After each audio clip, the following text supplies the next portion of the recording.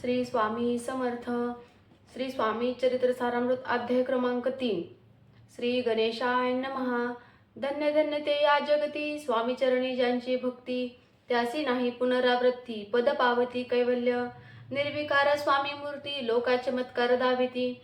काही वर्षे करुणी वस्ती, मंगळ वेडे सोडिले. मोहळा माझी वास्तव्य करीत, आप्पा टोळ झाले भक्त. तेथींचे साकल्य वृत्त, अल्पमती केवी वर्णो. सवे घेऊनी स्वामीसी, टोळ जाती अक्कलकोटासी. अर्ध मार्गावरुनी टोळांसी, मागे परतणे भाग पडे. टोळ गेली या परतोनी, स्वामी चालले उठोनी. बहुत वर्जिले सेवकांनी, परी न च मानिले त्या. तेथोनी या निघाले, अक्कलकोटा प्रती आले.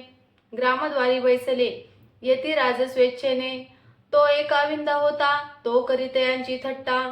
परी काही चमत्कार पाहता, महासिद्ध समजला. पूर्वपुण्यास्तव निश्चिती, आले चोळप्पाचे ग्रहाप्रती. स्वामीसी जाणून ईश्वर मूर्ती, चोळप्पा करी आदर. योगयागाधिक काही, चोळप्पाने केले नाही. परी भक्तिस्तव पाही, स्वामी आले सदनाते. तयाची देखोनी अभक्ती, स्वामी थेते भोजन करीती. तेव्हा चोळप्पाचे चित्ती, आनंद झाला बहुसाळ.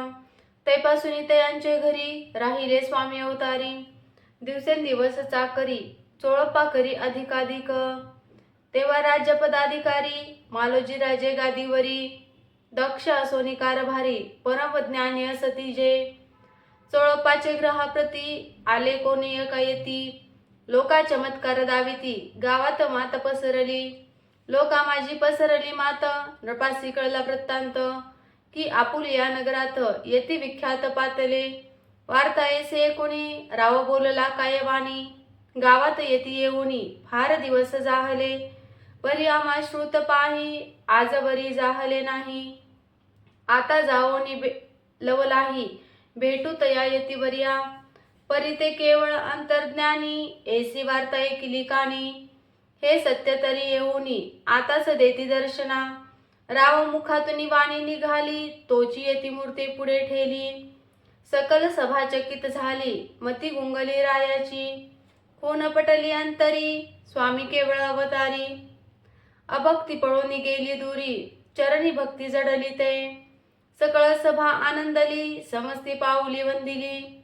षोडशोपचारे पूजिली, स्वामी मूर्ती नृपराये.